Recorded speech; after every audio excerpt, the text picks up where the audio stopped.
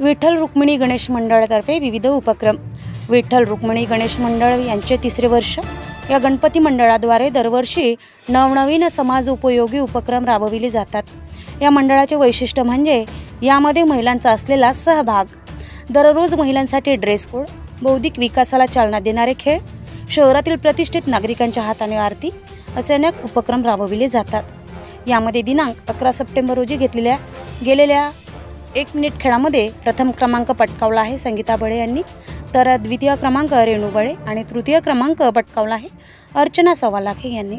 यात प्रोत्साहन बक्षीस मिळवले शिल्पा धमाणे आणि कल्पना टेकाळे यांनी।